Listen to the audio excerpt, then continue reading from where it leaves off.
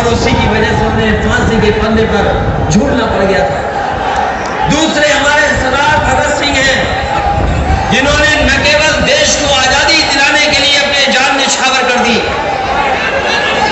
नई तरह की क्रांति पैदा कर दी, और सरदार भगत सिंह जैसी क्रांति पैदा करने वालों की वजह से न केवल नौजवान बल्कि पूरा देश जाग गया था। कहां उनके साथियों ने मिलकर के बदला लिया था, और बाद में जाकर के जेल जाना पड़ गया। जेल में रहे, जेल के अन्याय उत्पीड़न से लड़े, और अगर इन्हें भूख हड़ताल भी करनी पड़ी तो शायद वो पहले क्रांतिकारी होंगे सरदार भगत सिंह, जिन्होंने जेल में जाकर के भूख हड़ताल की और अंग्रेजी हुकूमत को झुकाने का काम किया। उन्होंने परवाह नहीं की, सरदार भगत सिंह ने परवाह नहीं की कि उन्हें फांसी के फंदे पर चढ़ा दिया जाएगा। अपील कर सकते थे, लेकिन वो अपील नहीं की। उन्होंने अपील इसलिए नहीं की, उन्होंने कहा कि अगर क्रांतिकारी अपील कर लेगा तो हमारे जो नौजवान हैं, हमारे भारत के इतने लोग हैं जो आजादी की लड़ाई लड़ रहे हैं, उनकी लड़ाई कहीं कमजोर ना हो जाए। उनके वकील ने जब देखा कि जिस दिन फांसी के फंदे पे चढ़ने जा रहे थे, उसकी रात जब वो गए उसके अंदर और देखा जब सरदार भगत सिंह को लौट करके आए, उन्होंने कहा कि जेल चाहे छोटी हो, लेकिन वो ऐसा लग रहा है कि अपने छोटे से पिंजरे में शेर रात भर घूमता रहा है, वो घबराया नहीं। ऐसे सरदार भगत सिंह। और वही हमारे डॉक्टर राम मनोहर लोहिया, जिन्होंने आजादी से लेकर के आजादी के बाद जो हमारे देश की दिशा हो, हमारे देश की रास्ता क्या हो, वो कांग्रेस के खिलाफ जो गलत रास्ते पे चली गई थी, उस पार्टी के खिलाफ उन्होंने एक देश को समाजवादी भारत कैसे बने। अगर हमारे क्रांतिकारी जनक और कोतवाल धन सिंह गुर्जर जी आजादी के 1857 की क्रांति के पहले लड़ाई के अगर आंदोलन शहीद थे, आंदोलनकारी अगर माना जाए, तो वही सरदार भगत सिंह भी सोशलिस्ट मूवमेंट को आगे बढ़ाने वाले पहले हमारे शहीद थे। और तीसरे जो हमारे राम मनोहर लोहिया, जिनके सिद्धांत पे आज भी हम लोग चल रहे हैं, जिनके कार्यक्रमों को, योजनाओं को लेकर के लगातार पार्टी ने संघर्ष किया है। और आज भी मैं कहता हूं, इस दिन जब शहीदों को याद कर रहे हैं, अगर देश का भविष्य कोई विचारधारा बना सकती है तो वो समाजवादी विचारधारा है, कोई दूसरा विकल्प नहीं है। क्योंकि गैर बराबरी के खिलाफ, अन्याय के खिलाफ, वंचितों को हक दिलाने का पक्ष में और हमारे अल्पसंख्यक मिनोर भाइयों को हक देने का काम अगर कोई कर सकता है तो यही विचारधारा है जो समाजवादी विचारधारा है। आज हमें मौका मिला है, सौभाग्य हमारा और हम समाजवादियों का और सब लोगों का सौभाग्य इसलिए भी है कि हस्तिनापुर जैसी जगह हम लोगों को बोलने का मौका मिल रहा है। हमें तो कई बार बताया जाता है कि हस्तिनापुर का इतिहास यही है कि जो जीतता है यहाँ पर उसी की सरकार बनती है। और हस्तिनापुर से ज्यादा न्याय और अन्याय की लड़ाई किसी ने नहीं देखी होगी। यही हस्तिनापुर है जिसकी वजह से कितनी बड़ी महाभारत हो गई, कितनी बड़ी लड़ाई हो गई। और ऐसी महाभारत हुई कि आज भी हम लोग महाभारत को जानना चाहते हैं और गीता को पढ़ना चाहते हैं। आज भी दुनिया में गीता से बेहतर कोई दुनिया में किताब नहीं होगी जो किताब गीता की है। तो अगर हस्तिनापुर का ये परिचय है, अगर हस्तिनापुर का ये सौभाग्य है कि जो जीतता है वही सरकार बनाता है, तो हम तो कहेंगे अपने हस्तिनापुर के सभी बुजुर्गों को, नौजवानों या समाजवादियों को मौका दीजिए, समाजवादियों की मदद करिए।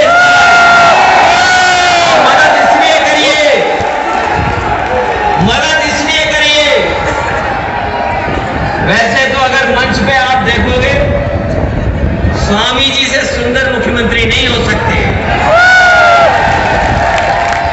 हमारे स्वामी जी को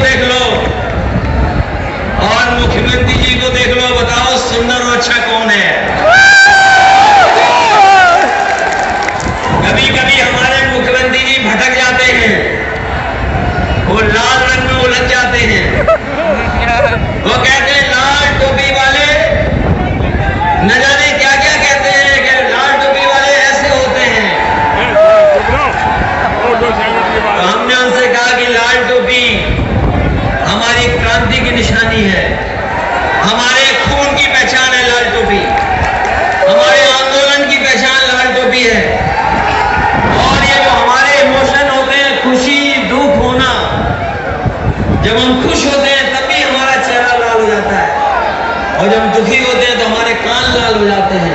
ये हमारे इमोशन का रंग है। और लाल रंग हमारी पहचान है। कोई आज से नहीं पहन रहे लाल रंग, किस जमाने से समाजवादी लोग लाल रंग पहन रहे हैं। और अगर यही बात है कि कौन कैसा लगता है, तो हम तो कहेंगे कि जिसके बाल नहीं होते हैं उसमें लाल टोपी बहुत जमती है, भी जमती है। और अगर तस्वीर रख दोगे सामने दो, एक लाल टोपी वाली और वो वाली जो लाल टोपी के बारे में कुछ कहते हैं, दोनों तस्वीर रख देना, आपको पता लग जाएगा कि गुंडा कौन है और समाजवादी कौन है। इसलिए साथियों, ये हस्तिनापुर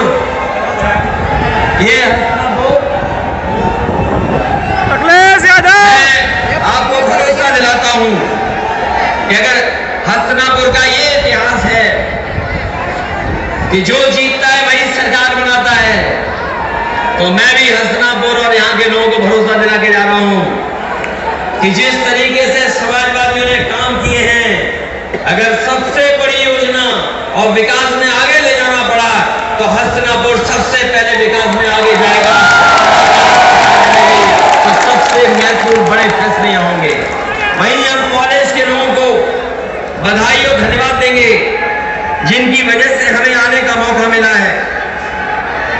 नवजीवन डिग्री कॉलेज के हमारे जितने भी प्रबंधक लोग हैं, जो बुजुर्ग हमसे दिल्ली में भी मिले, हम उन्हें भरोसा दिलाते हैं इस डिग्री कॉलेज को और अच्छा बनाइए और नए नए कोर्स लाइए, क्योंकि समय बदल गया है। आज पढ़ाई की चीजें बदल गई हैं, नए नए कोर्सेज हैं, नए कोर्सों से नई नौकरियां हैं। पुराना वाला जमाना दूसरे तरीके का था, ये नया जमाना इंटरनेट का है, रफ्तार का है, इसलिए दूसरे तरह की पढ़ाई है। जहां किसी तरह का आपको सहयोग की जरूरत होगी तो समाजवादी पार्टी, चाहे वे सरकार से भी मदद करनी पड़े, आपकी मदद आने वाले समय में करेंगे, जिससे ये संस्था और आगे बढ़ करके और बच्चों का भविष्य बेहतर करे। इसलिए इन्हीं शब्दों के साथ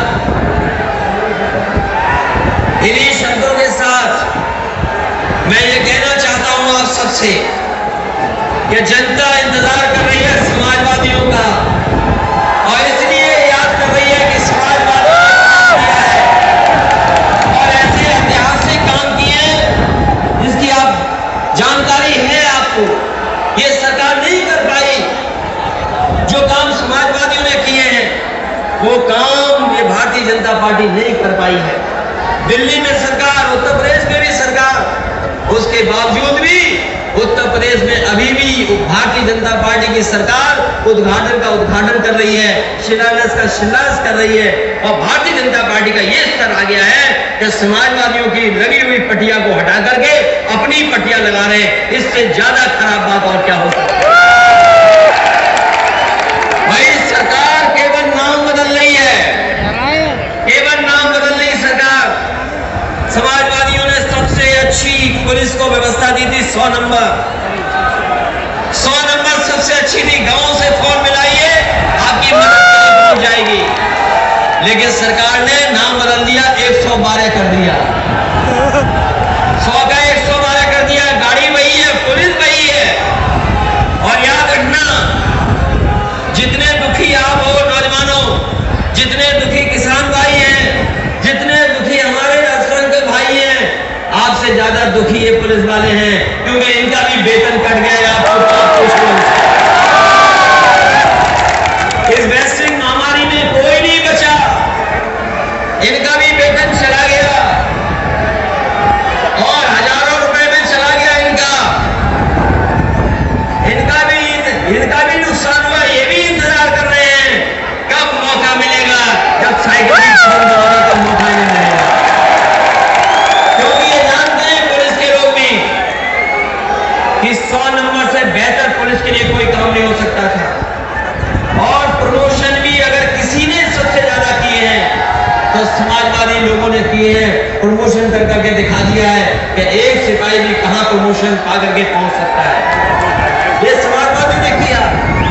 इसलिए आज इस मौके पर जहां महंगाई बढ़ रही है, किसानों की हालत खराब है, दुनिया में हमारी अर्थव्यवस्था नीचे जा रही है, कोई इन्वेस्टमेंट करने आने नहीं चाहता, नौकरी रोजगार है नहीं, और ये हम लोग को नफरत की राजनीति के रास्ते पे ले जाना चाहते हैं।